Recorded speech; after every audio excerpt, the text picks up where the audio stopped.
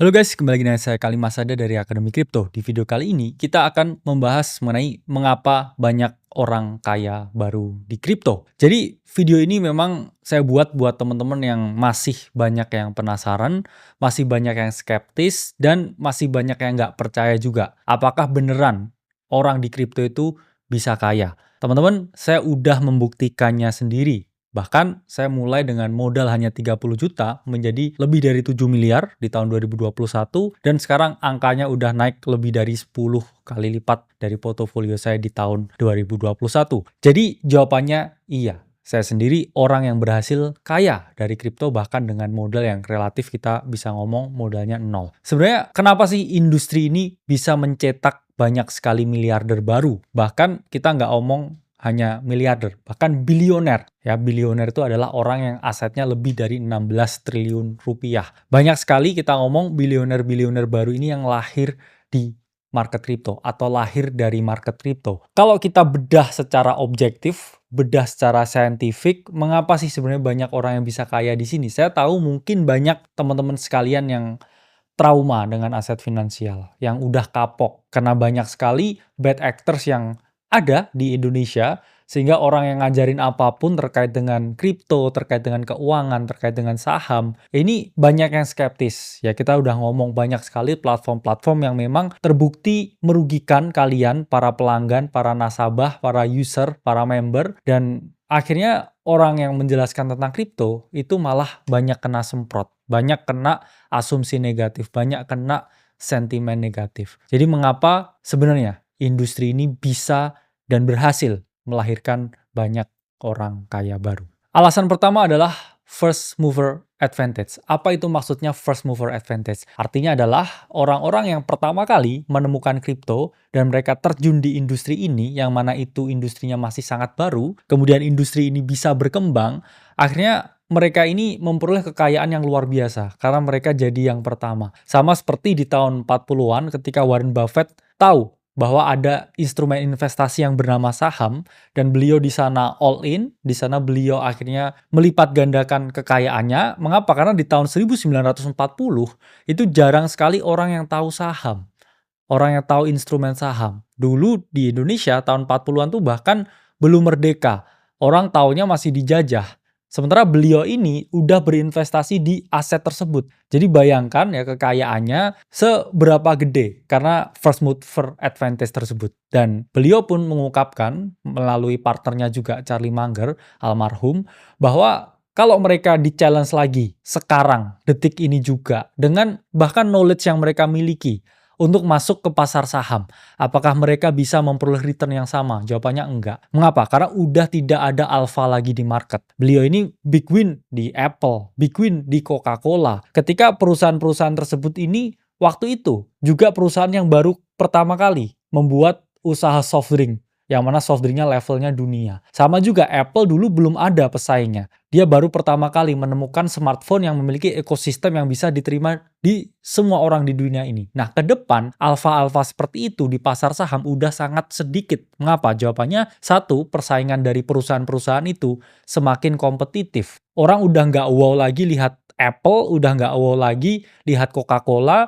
Yang ada mereka membutuhkan sesuatu yang benar-benar terbarukan, seperti contohnya artificial intelligence. Meskipun artificial intelligence juga memiliki persaingan yang luar biasa ketat, dan menurut saya pribadi masih jauh dari kata monopoli. Ditambah lagi Warren Buffett sudah tidak bisa compete seperti zaman dulu karena banyak sekali instrumen keuangan yang lahir seperti indeks dan lain sebagainya ya. Itulah menyebabkan beliau pun udah nggak bisa compete di market yang ada saat ini, di market saham yang ada saat ini. Sementara kripto ini benar-benar baru. Dan kalau kita ngomongin kripto, kita nggak bisa melepaskan dari teknologi blockchain yang mana open ledger itu dibutuhkan di dunia. Ketika dunia ini OTW ke depannya ini semakin transparan, OTW semakin banyak orang yang harus bisa melihat ya transaksi secara publik, maka ketika kita masuk kripto sekarang atau kita ke depan ya ini berinvestasi pada Bitcoin dan berbagai aset-aset kripto, saya masih yakin dalam jangka waktu 10-15 tahun ke depan, ini mungkin memang nggak sama seperti saham di tahun 1940, tapi at least kita seperti berinvestasi saham di tahun 1970-an. ya.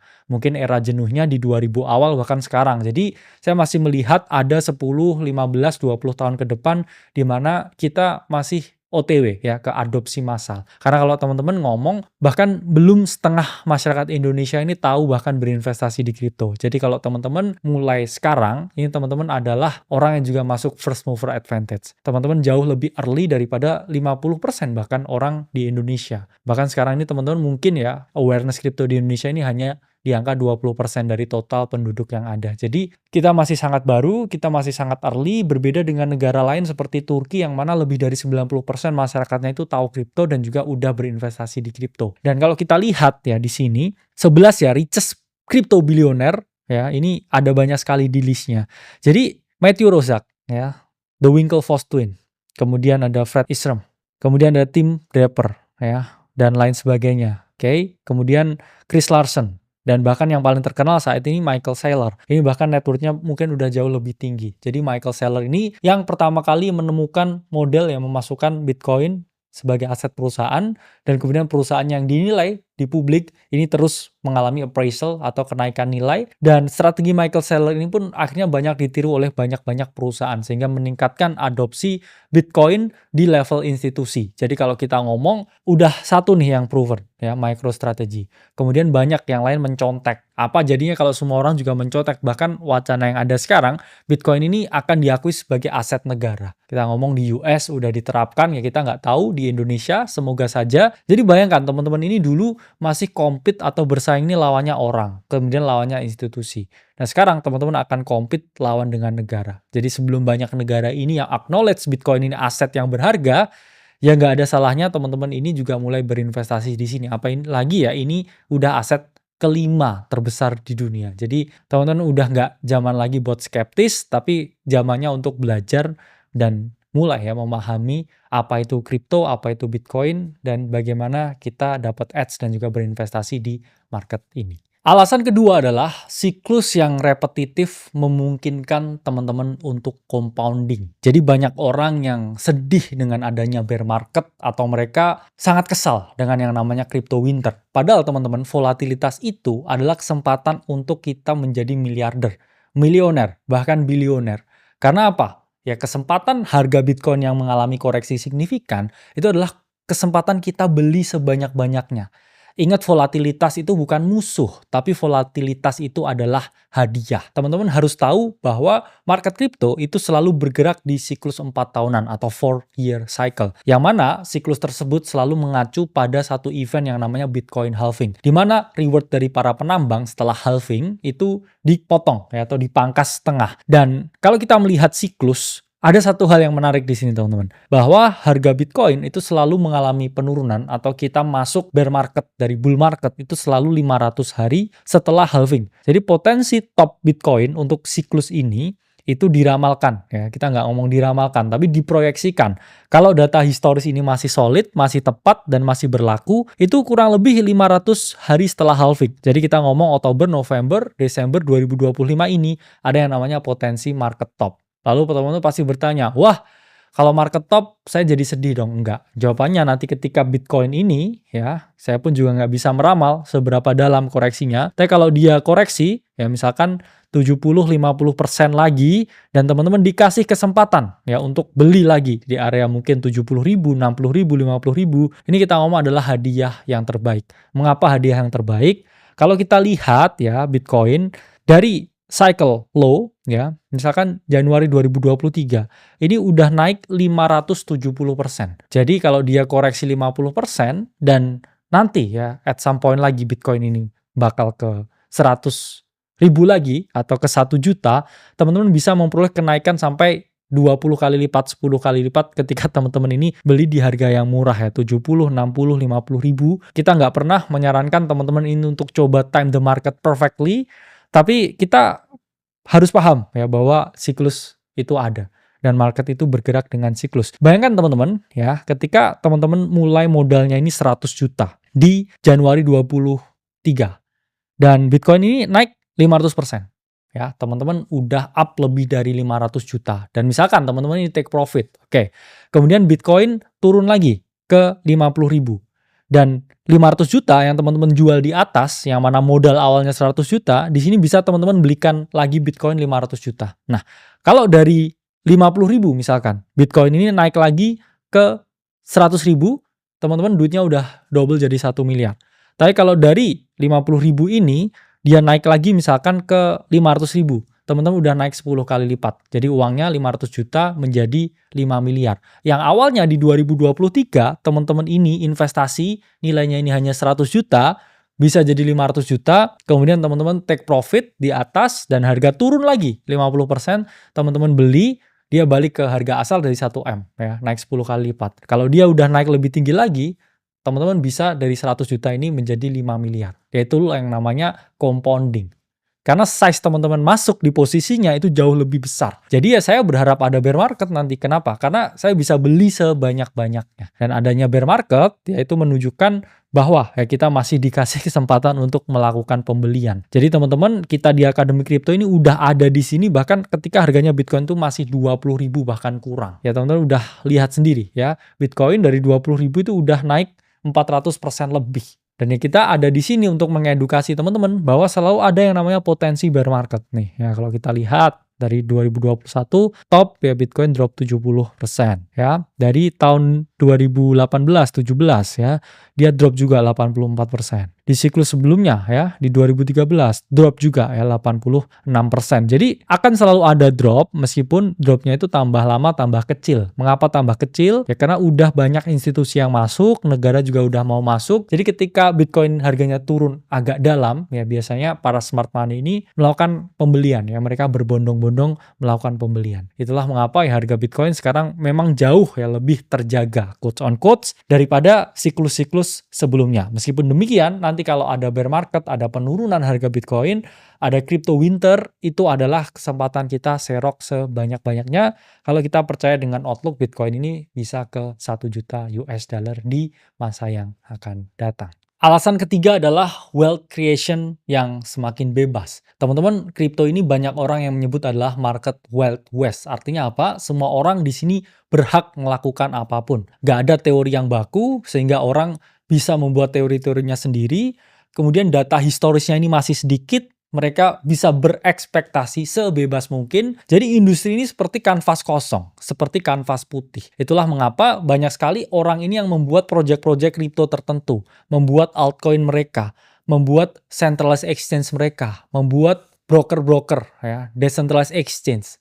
Semua platform, semua fitur, edukasi, ya, monetisasi. Jadi itu alasan mengapa banyak orang kaya baru lahir di sini.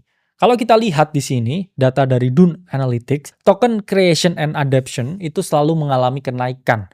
Tandanya semakin hari itu semakin banyak altcoin yang ada di market. Dan orang-orang yang membuat altcoin atau membuat project-project crypto, ya bahkan CZ, ya membuat BNB. Endingnya yang hold dia paling banyak itu juga tetap Bitcoin. Jadi beliau ini membuat altcoin, tapi endingnya beliau ini juga larinya beliin Bitcoin juga. Dan kalau kita lihat, polanya juga sama. Bahkan kreator-kreator altcoin lain, mereka itu juga endingnya akan beli Bitcoin. Sama juga seperti kita. Kita melakukan trading altcoin, endingnya kita juga beli Bitcoin lagi. Jadi rebalancing portofolionya ini ke Bitcoin lagi. Itulah mengapa di sini banyak orang kaya baru, ya banyak bilioner, meskipun juga banyak yang menyalahgunakan. Dulu kita tahu ya Sam Bankman-Fried, ya SBF, membuat platform FTX dan meluncurkan token FTT. Dan waktu itu beliau dengan FTT-nya itu berhasil menjadi seorang bilioner. Meskipun ya bilioner on paper dan kemudian ya asetnya itu dikolateralkan dengan jaminan yang luar biasa dan akhirnya terjadi bank run ya, withdraw massal dan beliau ini harus melikuidasi aset FTT-nya dan jadi ya semalam ini worth nol ya.